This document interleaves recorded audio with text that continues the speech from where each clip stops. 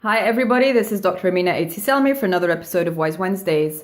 Today I want to share a few insights based on coaching sessions that I've had and the fact that it's nearly 2018 and there's talk about goals and resolutions, and it can be exciting and it can also be frustrating because there are goals that we don't achieve and may still want. So let's talk about a more fulfilling approach to realizing things that we want in our lives. So one thing to say is that you cannot set goals, or goals do not work. You can set them if you want, but it won't work if you're doing it from a purely rational, logical place.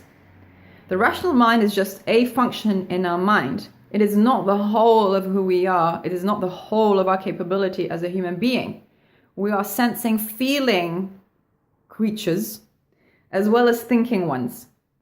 But we live in a society and a culture that really gives precedence and priority to analytical, logical, rational skills. And that is a legacy of the Enlightenment, which is fine. It's got its place and it helped us come out of dogma as a way to rule society.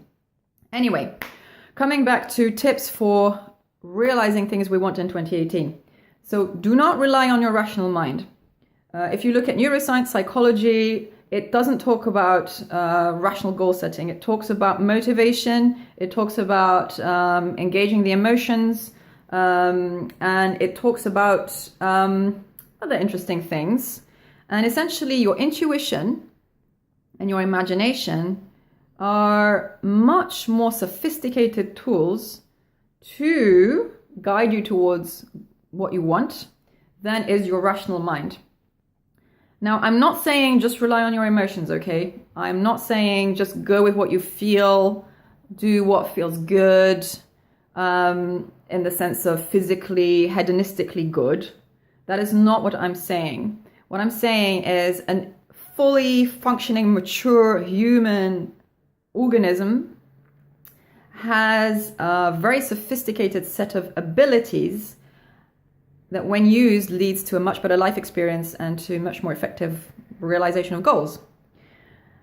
Rational mind alone does not. Emotional body does not, on its own does not. It's the integration, okay?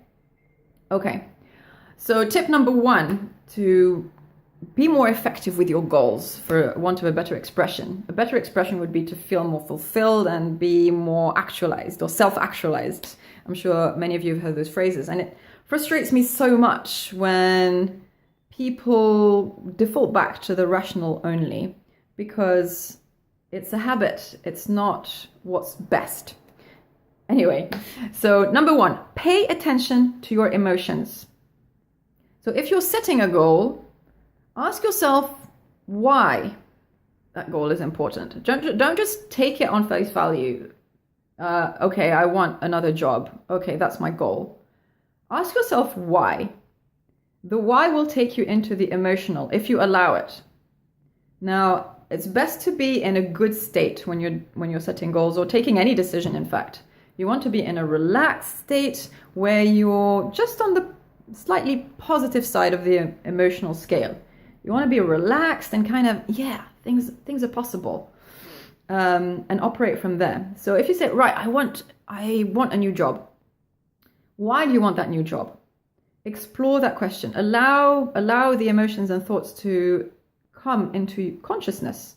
Making what's subconscious conscious will give you so much more clarity on what you really want, and it will help you in having the motivation to consistently to take action. Okay, and this is just one way of looking at it. There are so many different ways of looking at goal setting, but number one, keep it simple and pay attention to your emotions. What do you want and why? Okay, so number two is, instead of focusing on sort of hard outcomes and material things like a new house, or climbing Everest or something like that, think about, or rather focus on the experience. So ask the question, what do I want to experience? So this is you operating and goal setting from imagination and intuition rather than rational mind or emotional body, or sort of the mammalian emotional body. It's a simple question, and you might be surprised as to what might emerge through asking yourself a simple question and allowing yourself to have whatever answer comes up. Because if it doesn't feel quite right, you can repeat the process. And again, trying to be in a relaxed, slightly positive emotional state, and of course, always non-judgmental, which is what allows answers to emerge. So number one, pay attention to your emotions. Why is it that you want that goal? Is it just a mammalian drive? Oh, I want to avoid pain, or I want to gain pleasure. That's fine. It's okay. But there's so much more that you could experience, that could happen, that would give you an experience of fulfillment, which is ultimately what is driving us. We want to feel complete and whole and at peace, like we have everything we need, right? And the secret is we already have everything we need. That's a conversation for another time. So one, pay attention to your emotions. Two, focus on the experience. What experience do you want? Right? Number three, allow the opportunities that match up to that experience.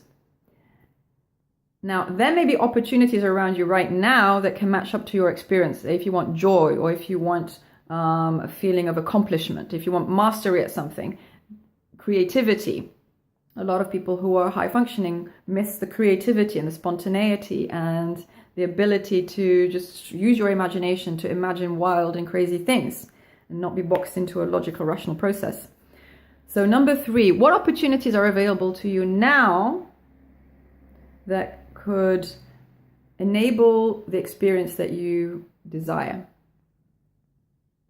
And I'm sure you have many for whatever experience you want.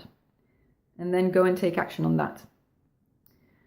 It should feel completely natural. Like, oh yes, I should call that person. Oh yes, I should reply to that email. Oh yes, I should register for that thing. Oh yes, it's time to do X that you've been putting off. And then be open to further opportunities coming your way. Okay? Now it's easy to think, oh, but nothing, it's just difficult, etc. Try and be very aware of that thinking, that sabotaging thinking that might come in. It's just a thought, it's an idea, it's a habit, it's a protection mechanism. Be aware of it and let it go. Be open to amazing opportunities coming your way, to unexpected opportunities coming your way. All right, so wrapping up. 3 tips for a different approach to goal setting that is not rational and therefore likely to fail. Number 1, pay attention to your emotions. Honor your emotions when you're setting a goal, when you're choosing a goal. Why do you want it? And if the goal changes, that's fine. Write down what the new version is. And you might find it'll match up to what you want to experience, which is number 2. Focus on what you want to experience in 2018. And number 3, allow opportunities and enjoy the opportunities that are available to you already to have that experience, and then see what happens. I'm quite inspired myself by that. So I hope that is helpful. I've put 7 questions in a Word document that you can find. Where shall I put it? It's on the blog on my website. And in the meantime, so go and find that if it's helpful.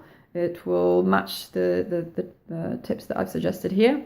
And in the meantime, have a fantastic week, and I shall see you next week. Bye-bye.